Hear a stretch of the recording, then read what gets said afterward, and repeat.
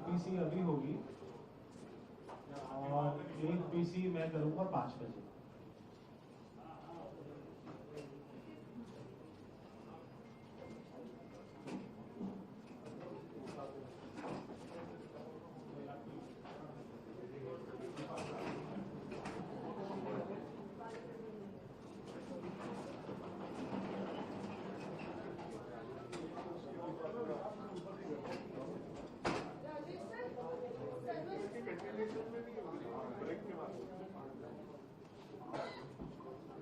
ये 5 बजे तक नहीं चलेगा।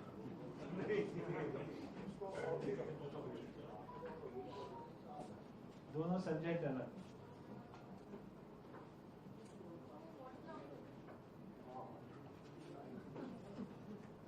और गेस करो।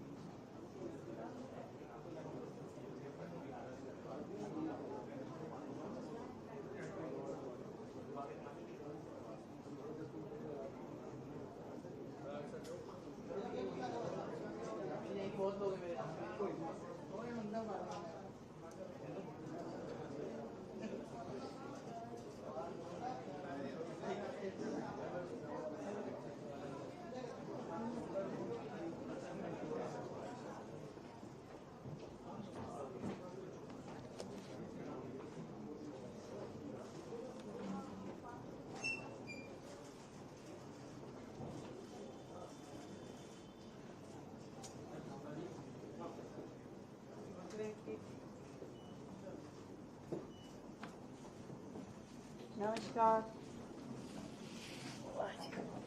आइए।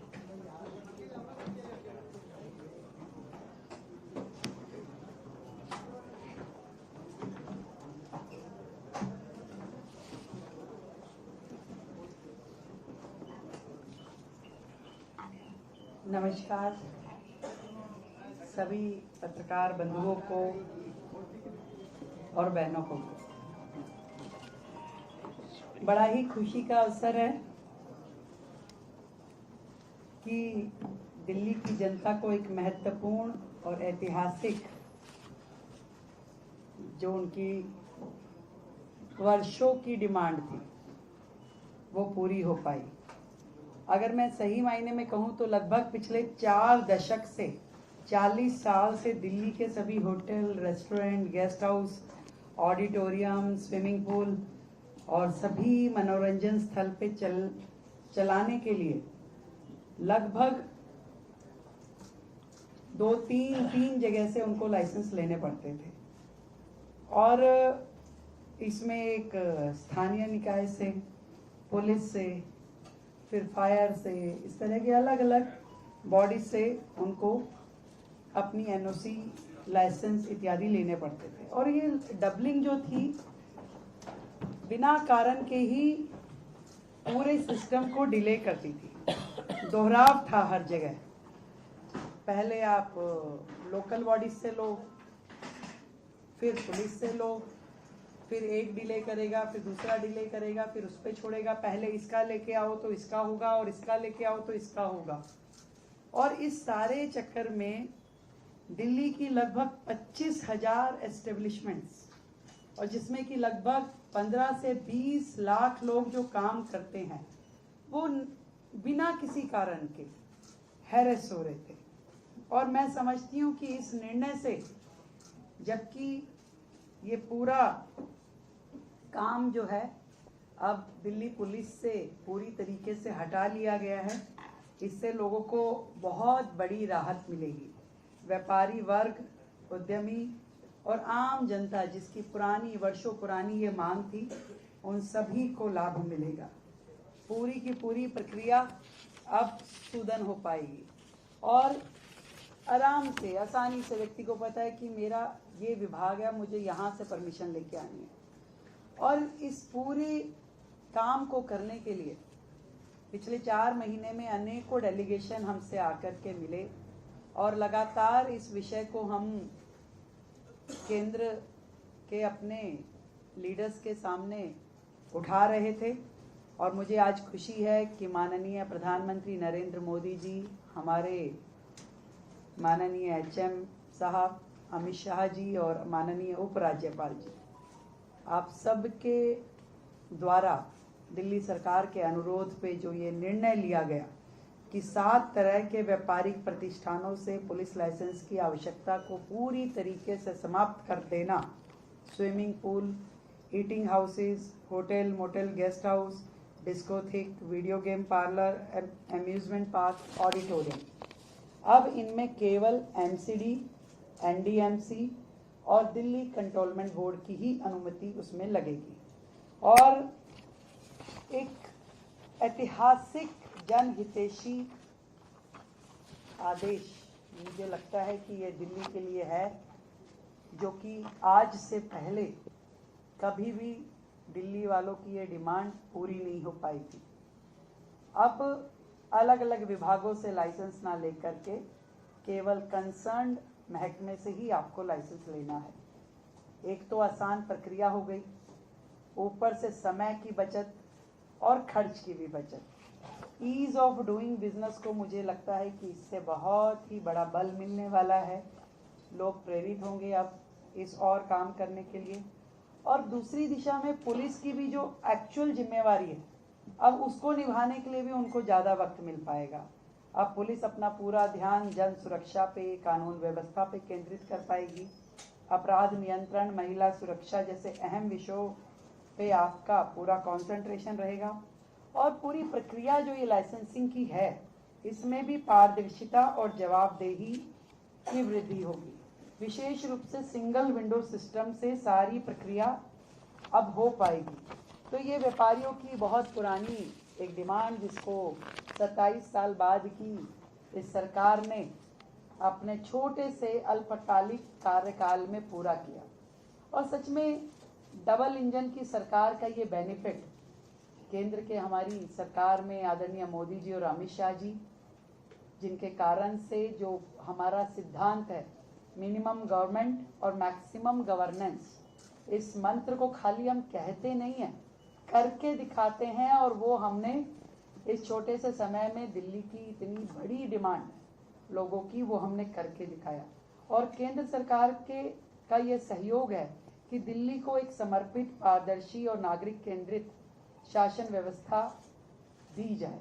तो लगातार केंद्र की सरकार हमारी इन सभी निर्णयों में, पॉलिसी रिफॉर्मेशन में मदद कर रही है। एक एक निर्णय, इससे पहले भी आपको ध्यान होगा कि हमने बिल्डिंग्स के ऊपर जब पुलिस वाले चले जाते थे तो उस चीज़ को भी रोका गया पूर्णतः स्पष्टता के साथ में कि काम ये अगर नगर निकाय का है तो केवल वही अधिकारी करेंगे। तो इस तरीके से आदरणीय प्रधानमंत्री नरेंद्र मोदी जी के नेतृत्व में हमारी पार्टी दिल्ली के व्यापार के लिए एक उदार वातावरण बनाने का काम कर रही है।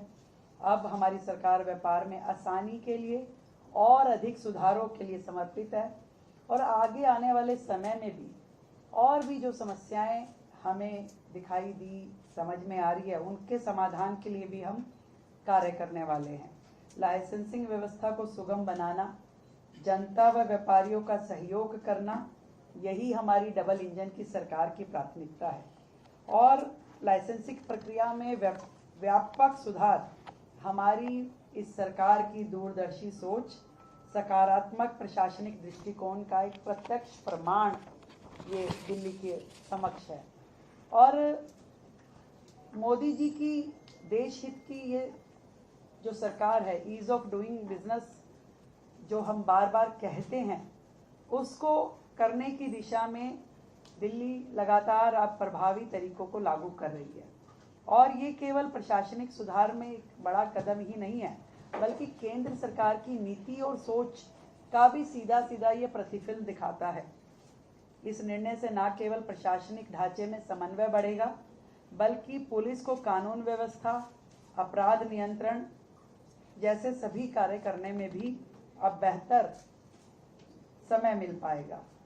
लाइसेंसिंग प्रक्रिया को सरल और पारदर्शी और डिजिटल माध्यम से अब संचालित किया जाएगा, ताकि नागरिकों को और कारोबारियों को इस समस्या का फिर से कोई सामना ना करना पड़े। इतना ही कह सकती हूँ कि दिल्ली की व्यापारिक शक्ति और प्रशासनिक पारदर्शिता को आज एक नई दिशा मिली है और दिल्ली में व्यवसाय करना और सरल, पारदर्शी और सम्मानजनक अब होगा। मैं इस बदलाव को जनता की भलाई का औजार बनाने के लिए दिल्ली को देश का सबसे सक्षम, सुंदर और सुव्यवस्थित राजधानी के रूप में स्थापित करने के लिए ये जो आदेश है, ये माइलस्टोन साबित होगा, ऐसा विश्वास मैं दिल्ली की जनता को दिलाती हूँ। बहुत बहुत धन्यवाद। मैम, आपकी सरकार जो है भ्रष्टाचार को हटाने और पारदर्शी सिस्टम बनाने में काम आपकी नहीं है भाई, बीजेपी की।